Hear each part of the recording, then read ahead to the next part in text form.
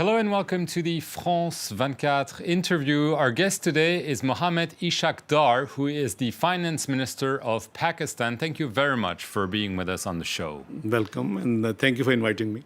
Mr. Minister, your Prime Minister, Nawaz Sharif, in his Eid al-Fitr wishes, severely attacked India for its action in the disputed region of Kashmir, prompting a vivid reply from Delhi.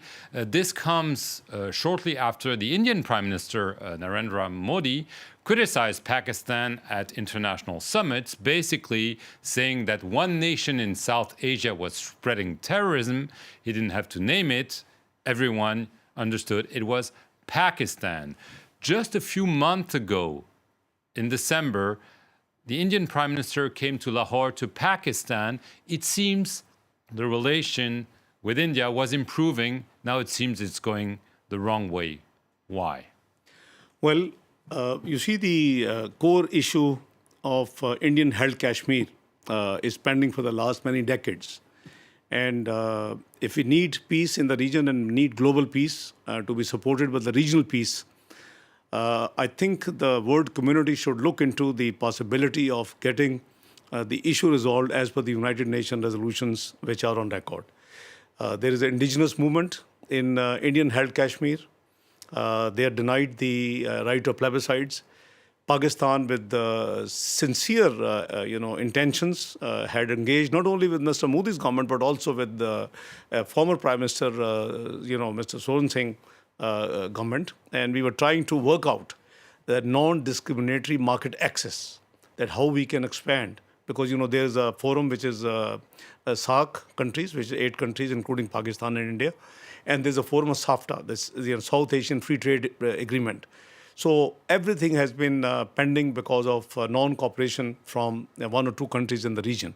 So I believe that the efforts on behalf of Pakistan, which were very sincere, have been seriously damaged and defeated because of what is happening in the Indian-held Kashmir. But how do you explain? You have such meetings, this one you attended in Lahore. There have been several. It seems that things were... What happened? Because Kashmir has been there for decades, as you mentioned. Sure. What recently made those relations worsen to the point where you're accusing each other of terrorism? I think the atrocities and the killings of hundreds and thousands of Muslims in Indian-held Kashmir, and the indigenous movement, you saw, the word is a different word in the last decade or so. So there's an indigenous movement which is being resisted, and it's a matter of great regret. It's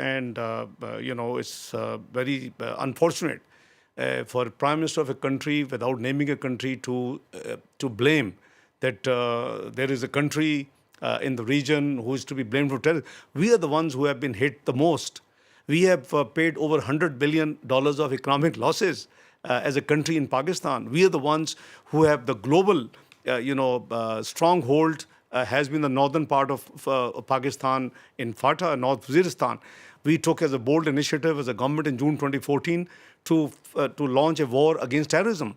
And it has cost us huge billions of dollars cost. So I think Pakistan has paid huge price for the peace in Pakistan, for the regional peace, and the global peace. So this is unfortunate to blame a country, this is very regrettable. Are you fearing there could be a new war with India? I don't think so. 2 countries being nuclear, I'm sure. I believe it could be domestic politics.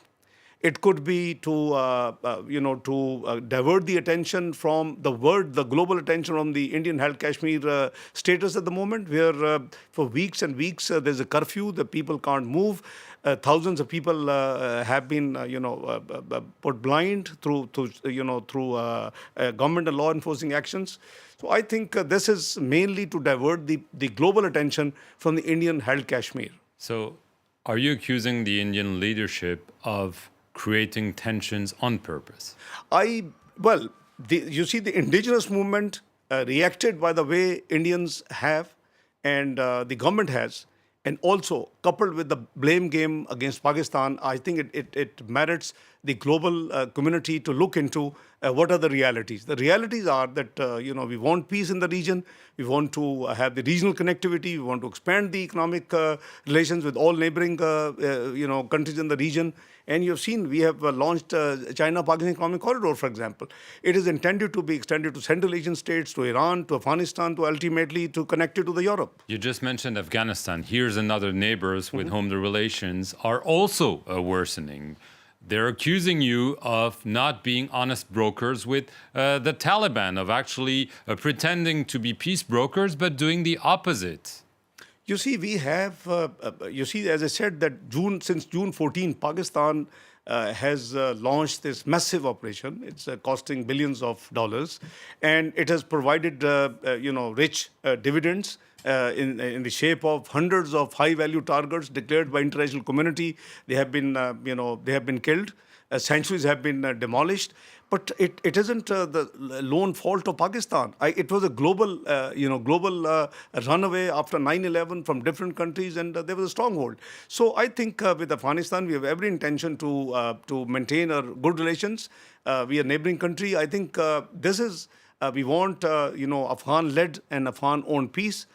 In Afghanistan, we always supported the government, of Afghanistan, and that's not what they're saying. I beg pardon? That's not what they're saying. Well, I think even if there's some misunderstandings, I think we would make our best endeavor to remove those misunderstandings, because we need to work. Frankly, peace in Afghanistan guarantees peace in Pakistan and vice versa. So I think without peace in Afghanistan, we're the biggest supporters. And as late as May this year, I, as representing Pakistan at the preliminary session in Frankfurt at the annual meeting of the Asian Development Bank, we supported the global assistance to Afghanistan. But you realize that Pakistan has a problem even with its close ally, the United States. There are hearings in Congress, remarks by U.S. officials that Pakistan is not really fighting terrorism. It is choosing between the good and the bad Taliban. It cannot be trusted to fully fight against terrorism. I personally, would not agree to this narrative. I'm sure. Because this is totally unrealistic narrative. There was a wish list of many countries that there should be a process of dialogue. You can't kill everyone, those who can negotiate. So it wasn't the term coined by us, good and bad Taliban.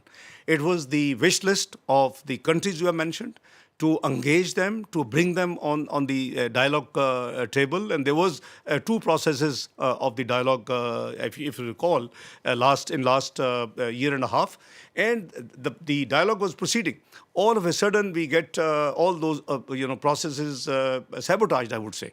And maybe intentional, maybe coincidental, but things have been, so Pakistan actually has suffered the most in this war on terror in the entire region. But aren't you harboring terrorist groups or leaders, as the U.S. is saying? Surely not. I think we have clarity when we talk to U.S. friends, and I don't think there is. I think it's something undesirable to say that Pakistan is harboring terrorism. Pakistan has been eliminating terrorism.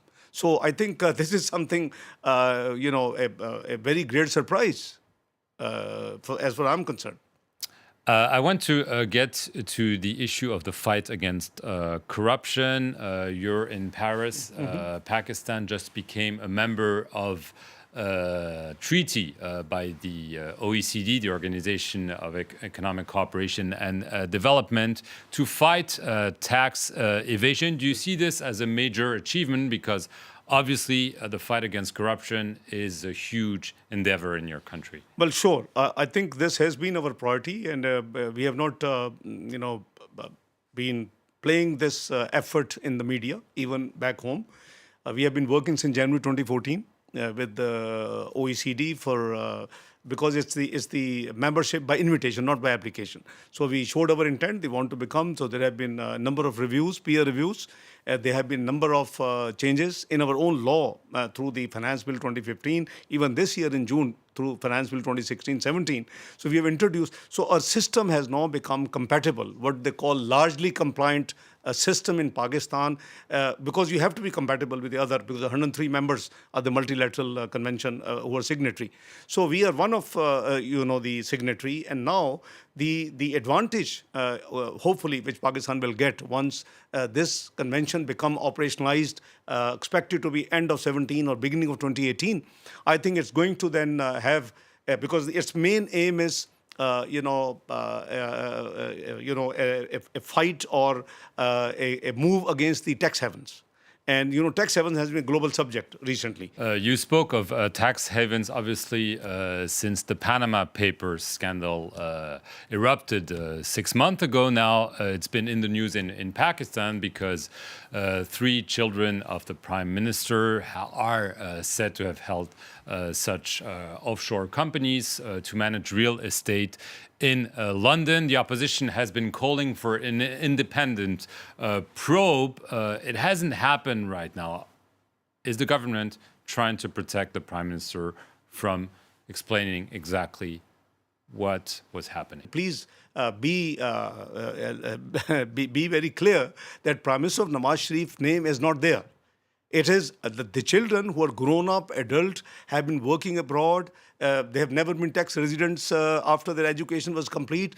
And Prime Minister has already announced that whenever the inquiry under any commission, judicial commission will take place, and he offered to the Chief Justice of Pakistan right at the beginning when this news broke that his family, his children will come and explain.